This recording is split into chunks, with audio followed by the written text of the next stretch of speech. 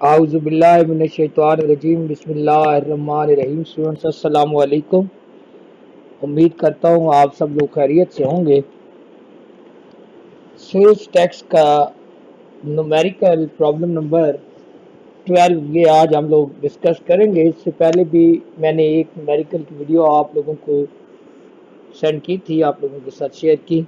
तो आज एक और क्वेश्चन, इसको हम देखते हैं कि कैसे होगा। ये क्वेश्चन है, blue star associates is a distributor of certain chemical during month of August 2019.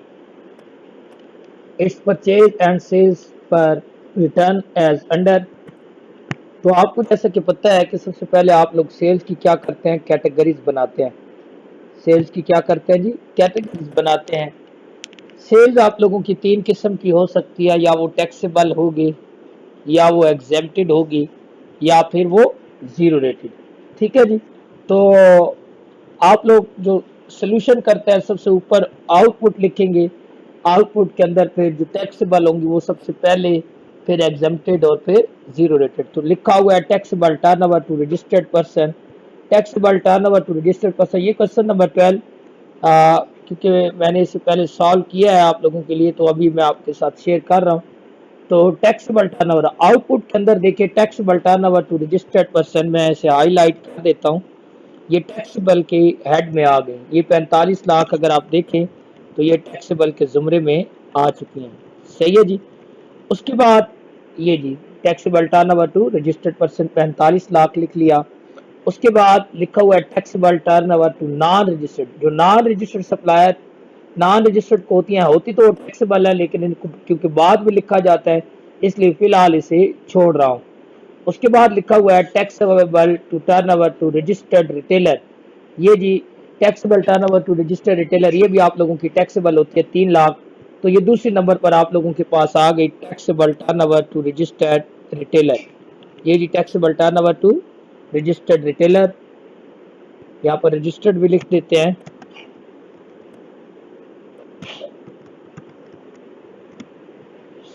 Registered retailer, ठीक है जी।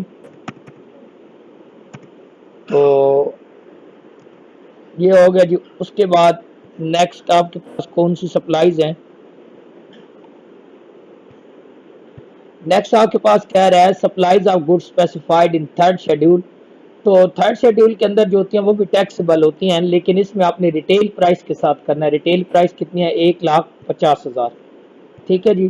तो ये भी आप लोगों की टैक्सेबल सप्लाईज हैं। हम पहली कैटेगरी बना रहे हैं जो टैक्सेबल सप्लाईज है। ये देख लें जी, 1,25,000 की लेकिन हमने टैक्सेबल कितनी अमाउंट की है, 1,50,000, क्योंकि जितनी आप लोगों की होंगी ना रिटेल प्राइस होगी वो आपने लेनी है।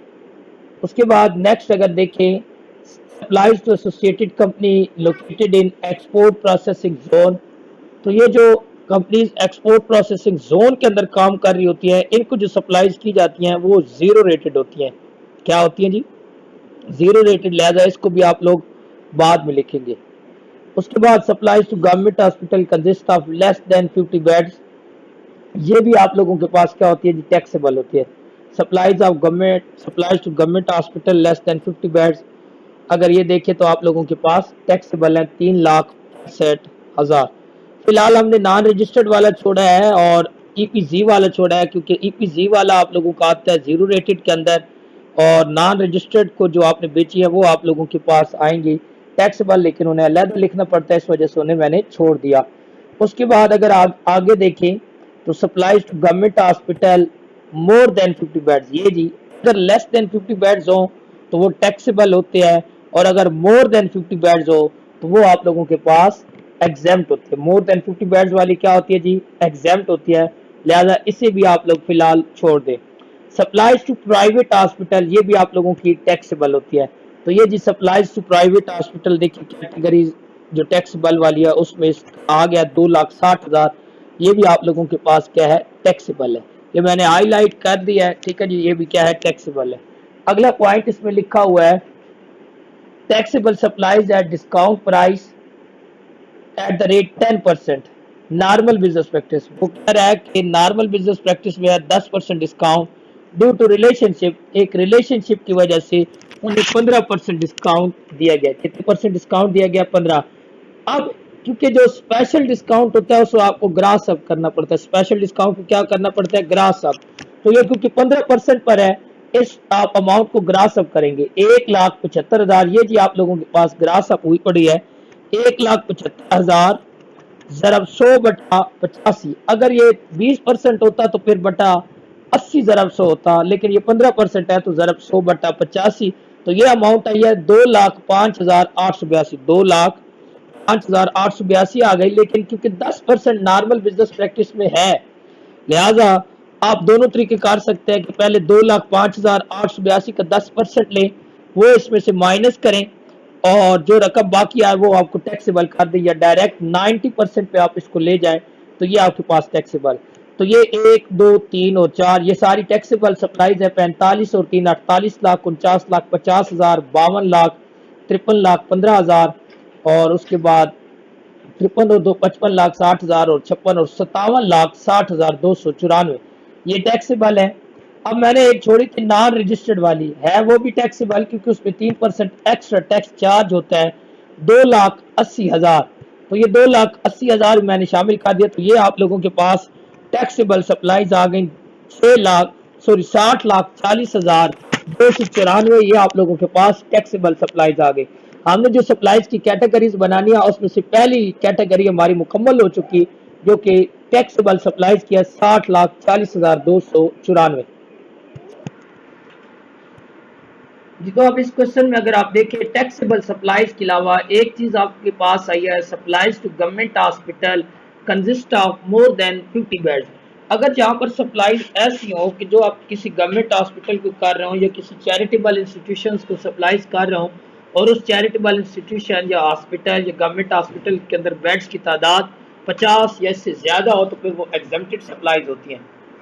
तो ये आप लोगों के पास 1,80,000 ये एग्जेम्प्टेड सप्लाई है। तो देखिए मैंने हेड बनाया है एग्जेम्प्टेड सप्लाईज का और उसमें 1,80,000 कर दिया। इसमें याद रखिएगा जो टीचिंग यूनिवर्सिटीज़ के स्टैचुरी हॉस्पिटल्स होते हैं वहाँ पर ये बेड्स की तादाद 200 है। अगर 200 से कम होंगे तो फिर टैक्सेबल होगा और अगर 200 से ज़्यादा होगा तो फिर आप लोगों के पास क्या होगा? एग्जेम्प्ट होगा। तो ये इसमें एग्जेम्प्टेड सप्लाईज थी। और एक और सप्लाईज हमने छोड़ी थी, supplies to associated company located in export processing zone. जो एक्सपोर्ट प्रोसेसिंग जोन को आप लोगों ने सप्लाईज की, क्योंकि एक्सपोर्ट प्रोसेसिंग जोन में जो सप्लाईज की जाती है वो जीरो रेटेड होती है। सही है जी। एक और चीज इसमें नोट कर लें कि अगर एक्सपोर्ट प्रोसेसिंग जोन के अंदर किसी रिटेलर को आप सप्लाईज करेंगे तो रिटेलर को अगर करेंगे तो वो आप लोगों की टैक्सेबल होगी, क्योंकि एक्सपोर्ट प्रोसेसिंग जोन के अंदर जो रिटेलर बैठा हुआ है वो तो जाहिर सी बात है चीजें यहीं बेचेगा, उसके कंज्यूमर यहीं पर हैं, लिहाजा वो आप लोगों की एग्जाम्प्ट नहीं होगी, वो टैक्सेबल होगी। ठीक है जी। एक्सपोर्ट प्रोसेसिंग जोन के अंदर जो सप्लाईज की गई हैं वो आपकी जीरो रेटेड है। तो ये तीसरा हेड आपके पास बन गया एक्सपोर्ट प्रोसेसिंग जोन के अंदर 1,70,000। अब 60,40,294 ये टैक्सेबल सप्लाईज है। 1,80,000 ये टैक्सेबल एग्जम्प्टेड सप्लाईज है। उसके बाद 1,70,000 ईपीजी जो आपका जीरो रेटेड। तो तीन कैटेगरीज आपकी सप्लाईज की बन गई जिनका टोटल आप लोगों के पास आ गया 63,90,294। ये पहला स्टेप आप लोगों का कंप्लीट हुआ कि जहां पर आप सप्लाईज जो भी जितनी भी सेल्स दी गई होती है उनकी कैटेगरीज बनाते हैं। और अगर आप हाईलाइटेड इस अमाउंट को देखें तो ये कितनी है? 63,90,294। ये टोटल आप लोगों के पास सप्लाईज आ गई जिसके अंदर 60,40,294 ये टैक्सेबल सप्लाईज हैं। उसके बाद 1,80,000 ये आप लोगों के पास एग्जेम्प्टेड सप्लाईज हैं और 1,70,000 ये आप लोगों के पास कौन सी हैं? Zero rated supplies. पहला काम कंप्लीट हो गया। दूसरा टारगेट ये होता है कि आप लोगों ने जो परचेजेस की होती हैं उनमें से आप लोगों ने उस पर इनपुट टैक्स निकालना होता है। ठीक है कि वो टैक्स जो आप लोगों ने जब परचेजेस की तो उस वक्त आप लोगों ने अदा किया या अपनी परचेज प्राइस के साथ पे किया। तो इसमें याद रखिएगा कि परचेजेस में उन चीज़ों पर आपको अलाउड होता है कि जहाँ से गवर्नमेंट को टैक्स पहुँच रहा है या फिर जहाँ पर आप लोगों ने बिजनेस पर्पज़ के लिए कोई चीज़ खरीदी। अगर ज़ाती इस्तेमाल के लिए कोई चीज़ खरीदी तो उस पर आपको अलाउड नहीं होता। दूसरा, अगर किसी ऐसे बंदे से खरीदा है कि जो आगे टैक्स पे नहीं कर रहा तो वो भी आपको अलाउड नहीं होता। तो 10वां पॉइंट है taxable purchase from registered person. अगर आपने रजिस्टर्ड पर्सन से खरीदा तो जाहिर सी बात है क्योंकि वो रजिस्टर्ड है, उसने टैक्स पे करना है, तो उसका 17% आपको अलाउड होगा। तो 4 लाख का 17% 68,000 आप लोगों के पास आ गया। Clear? Taxable purchase from registered person ये आपके पास आ गया। उसके बाद अगर आप देखें नेक्स्ट लिखा हुआ है taxable purchase against commercial invoices. Commercial invoices, आपने कमर्शियल इनवाइसेस आम बिलों को कहा जाता है, इस पर आपको अलाउड नहीं होगा क्योंकि कमर्शियल इनवाइस के ऊपर कोई सबूत नहीं होता आपके पास कि आपने टैक्स पे किया है या नहीं किया, लिहाजा ये आपकी अमाउंट अलाउड नहीं होगी। ये डाटेड कर देता हूं मैं। उसके बाद नेक्स्ट पॉइंट देखिए, नेक्स्ट पॉइंट है taxable purchase against tax invoices कि आप लोगों ने जो परचेजेस की और उसके में आपके पास टैक्स इनवाइसेस भी अवेलेबल हैं, तो इस पर आपको अलाउड होगा क्योंकि आपके पास सबूत है कि आपने टैक्स पे किया है। ये कितना है जी आपके पास? 2,10,000। 2,10,000 का आप लेंगे 17%। ये जी 2,10,000 का 17% यहाँ पर आपके पास इस पे इनपुट टैक्स आपको अलाउड हो जाता है 3,57,500। ठीक है, ये सॉरी 3,57,500 नहीं बनता बल्कि 35,700 बनता है। अमाउंट को चेक कर लेते हैं फिर भी। 2,10,000 का 57 सॉरी कितने परसेंट जी? 17%। 2,10,000 मल्टीप्लाई बाय 17/100, तो ये 35,700 आप लोगों के पास अमाउंट बनती है इनपुट की। ये हो गया जी। आगे देखते हैं कि नेक्स्ट क्या है।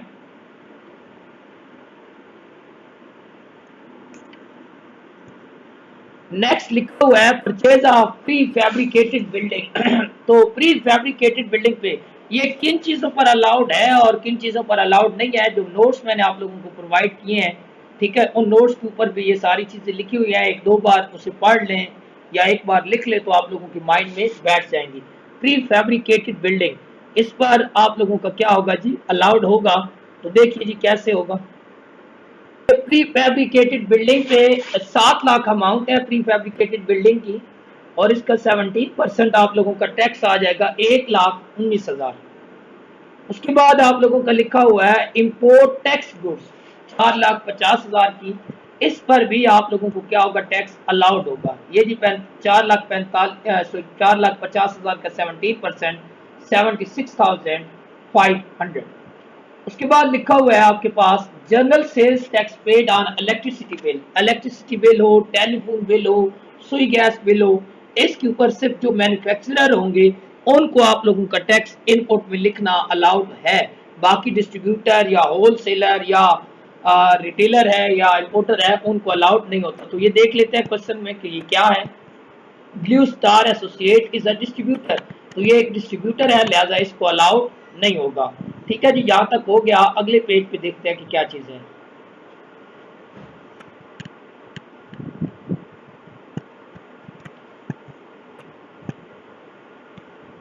जी। इस पे अगर आप देखिए purchase from unregistered person use for making taxable goods, unregistered non registered से जब आप लोग खरीदेंगे तो आपको टैक्स अलाउड नहीं होगा।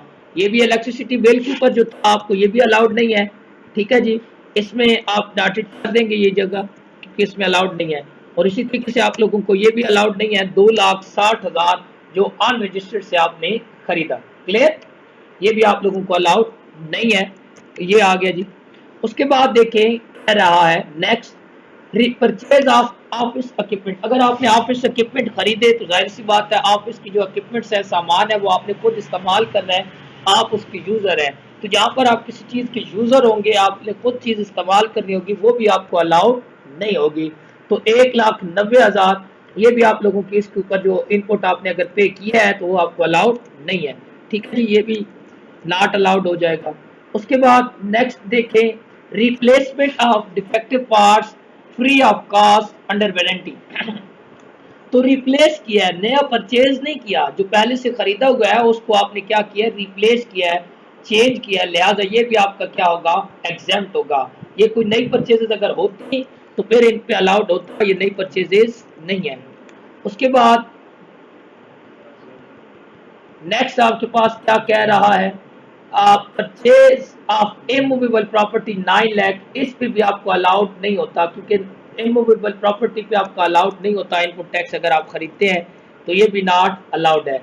और उसके बाद कह रहा है कि परचेज फ्रॉम रजिस्टर्ड पर्सन से खरीदे, वैसे तो अलाउड होता है, लेकिन ब्रैकेट में लिखा हुआ है कि black list during the period, कि वो उस पीरियड के अंदर ब्लैक लिस्ट हो गया। ब्लैक लिस्ट होने का मतलब ये है कि उसने टैक्स अदा नहीं किया, जिसकी वजह से उसे ब्लैक लिस्ट किया गया है, अनलिस्ट किया गया। लिहाजा अगर उसने टैक्स आगे गवर्नमेंट को पे नहीं किया तो ये भी आपको नॉट अलाउड होगा 2,50,000, तो इसके ऊपर भी आप लोगों को अलाउड नहीं है। ठीक है जी, ये भी आप लोगों का डाटेड हो गया। और उसके बाद कहता है purchase raw material from cartage industry. Cartage industry का पाकिस्तान के अंदर जो स्टेटस है वो नॉन रजिस्टर्ड जैसा है, इसको अगर बेचें तो इसको नॉन रजिस्टर्ड को सप्लाईज गिनी जाएंगी। और आपको पता है कि नॉन रजिस्टर्ड से अगर चीज़ें खरीदी जाएं तो वो आप लोगों की क्या होती हैं, एग्जेम्प्ट होती हैं, उन पे इनपुट टैक्स अलाउड नहीं होता। ये जी नॉन रजिस्टर्ड से जो आपने खरीदी लिखी हुई है, इसके हम ये भी नॉन क्या होगा जी, आप लोगों के पास इस पे टैक्स अलाउड नहीं होगा। और फिर जो आपने स्टाफ लंच, स्टाफ के लिए लंच कहता है input tax paid on lunch provided to staff free of cost. अगर स्टाफ ने लंच किया तो उसमें तो वो खुद इस्तेमाल कर रहे हैं ना, लंच खुद इस्तेमाल कर रहे हैं, खुद यूजर हो गया, तो जहां पर भी खुद यूजर हो जाए वहां पर आप लोगों का टैक्स अलाउड नहीं होता। क्लियर, ये आप लोगों के पास आ गया जी। अब आप लोगों के पास आएगा टोटल इनपुट। क्या आएगा जी, टोटल इनपुट। तो टोटल इनपुट देख लेते हैं कि कितना बनता है। यहां से आप लोग ऐड करना शुरू कर लेते हैं हम लोग। 68,000 प्लस 35,700, 68,000 प्लस 37,000, सॉरी 35,700 प्लस आप लोगों के पास 1,19,000 प्लस 76,500 प्लस आप लोगों के पास इसके अलावा और कोई टैक्स आपके पास नहीं आया। तो टोटल आप लोगों के पास input tax, total input tax आपका कितना आ गया जी, 2,99,200, 2,99,200 आप लोगों के पास टोटल इनपुट टैक्स आ चुका है। सही है जी। अब दो स्टेजेस हो गई हमारे, दो काम हो गए, एक सेल्स की कैटेगरीज बना ली और दूसरा आपने इनपुट टैक्स निकाल लिया। अब अगला काम होता है अपोर्चमेंट ऑफ इनपुट टैक्स। क्या होता है जी, apportionment of input tax. Apportionment of input tax करते हैं जी।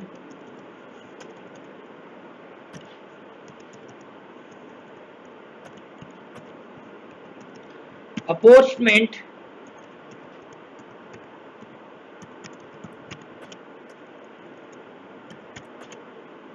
Input tax.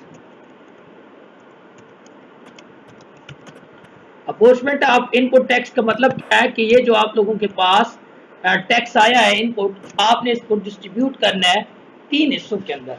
तो इसके आप लोगों के तीन कॉलम बनेंगे, एक में आप लिखेंगे टर्नओवर और दूसरे में इनपुट। आप लोग देखें कि जैसा कि आपके पास आपको पता है तीन हेड्स हैं, टैक्सेबल सप्लाईज हैं,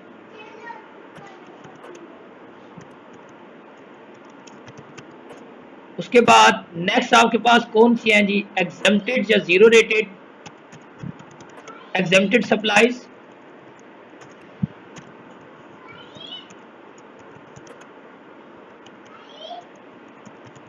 और उसके बाद है जीरो रेटेड। कौन सी जी, जीरो रेटेड सप्लाईज। आप इसका काम ये करें कि टैक्सेबल पहले लिख लें, ऊपर से अब आपकी कैटेगरीज बनी हुई हैं यहाँ पर। ये जी आपके पास टैक्सेबल आई है 60,40,294, 60,40,294, एग्जेम्प्टेड 1,80,000, और उसके बाद 1,70,000 आप लोगों के पास कौन सी है, जीरो रेटेड, 1,70,000। इनका टोटल आप नीचे लिख लेंगे, यहाँ टोटल लिखें। ठीक है जी, टोटल टर्नओवर कितनी है, 63,90,240, सॉरी 294। और अब इनपुट टोटल आप लोगों के पास कितना है, 2,99,200। अब हमने इसको डिस्ट्रीब्यूट करना है। डिस्ट्रीब्यूशन का तरीकाकार क्या रहेगा मैं बताता हूँ। अपॉर्चमेंट आप लोगों की कैसे होगी जी, ये अपॉर्चमेंट हुई पड़ी है, मैं दोबारा कर देता हूँ आप लोगों के पास।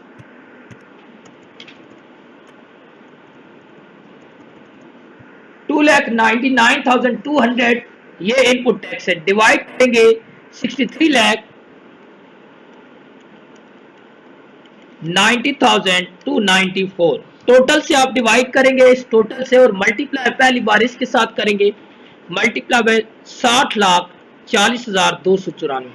तो यह आपके पास बना है 2,82,812.6 है, तो 813 कर देते हैं, 2,82,813। उसके बाद फिर दूसरा हिस्सा निकालने के लिए 2,99,200 डिवाइडेड बाई 63,90,294 ज़रब 1,80,000, क्योंकि आपके एग्जेम्प्टेड सप्लाईज 1,80,000 है, तो ये 8,427.7 है, तो 8,428 कर लेते हैं।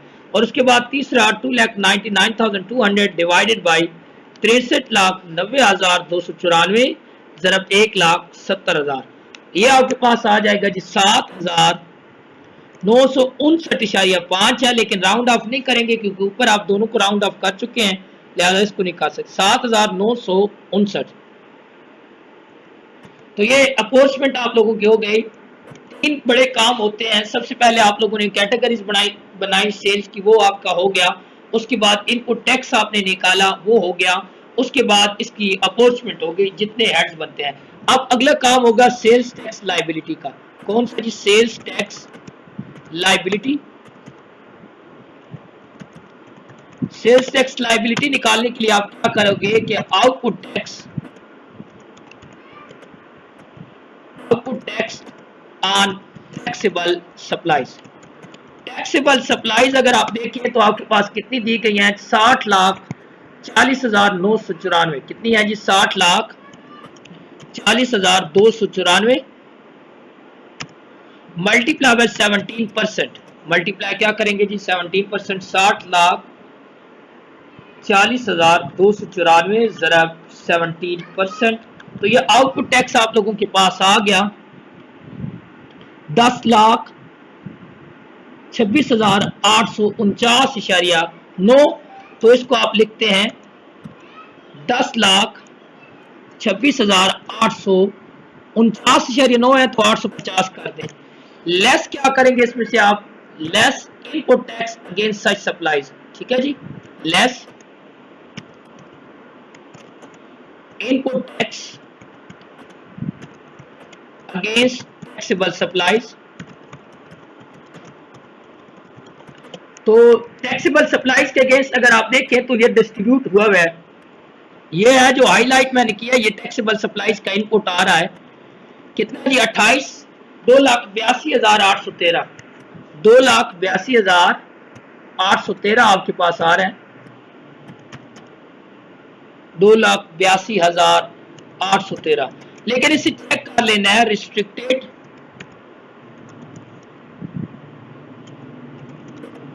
Up to 90% of output tax. Output tax के 90% तक ये रिस्ट्रिक्टेड है। ठीक है जी। अगर आप आउटपुट देखें आप लोगों का आउटपुट कितना आ रहा है? 10,26,850 मल्टीप्लाई 90%, तो ये आपके पास आ रहा है जनाब 9,24,165। 9,24,165 जो कि विद इन लिमिट्स है। आप यहाँ पे लिखेंगे 100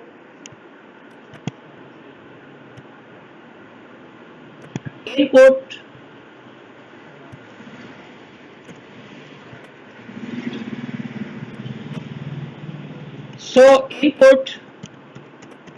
is with a limit, so allowed।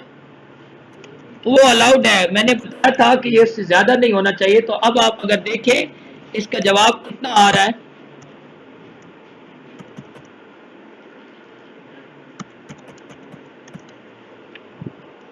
10,26,850 minus 2,82,813, तो ये आपके पास 7,44,037 आ गया। इसमें आप फिर फर्दर टैक्स ऐड करोगे जो आप लोगों ने नॉन रजिस्टर्ड को चीजें बेची, एट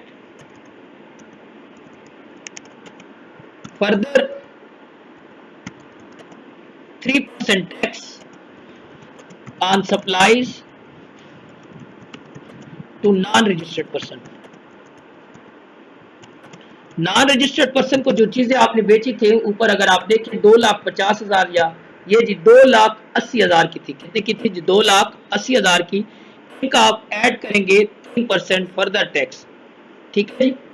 2,80,000 मल्टीप्लाई बाय 3%, ठीक है जी। तो ये आपके पास 2,80,000 का 3% 8,400 आ गया, 8,400। अब आपके पास ये जो टोटल आएगा ये सेल्स टैक्स पेबल आ गया, सेल्स टैक्स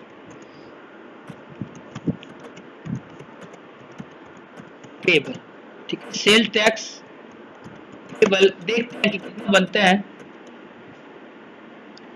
प्लस 7,44,037,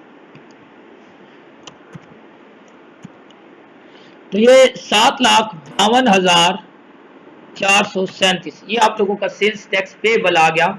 और इसके बाद आखिरी जो चीज आप लोगों ने करनी है यहाँ पर वो ये है कि आप लोगों ने जो जीरो रेटेड है एक जो टैक्स बनता है उसको आपने रिफंड कर देना है। तो refund of input tax against zero rated supplies, zero rated supplies के अगेंस्ट जो आया है टैक्स आप लोगों का, ये आखिर पे दिया गया है 7,959, ये आप लोगों ने रिफंड कर देना। तो इस तरीके से हर क्वेश्चन में तरतीब यही रहेगी कि सबसे पहले आप सेल्स की कैटेगरीज बनाओगे, उसके बाद आप लोग इनपुट टैक्स निकालोगे और उसके बाद आप लोगों ने अपोर्शमेंट करनी है अगर आप लोगों की कैटेगरीज बनती है। अगर किसी क्वेश्चन में कैटेगरीज नहीं बनती तो फिर अपोर्शमेंट नहीं होगी।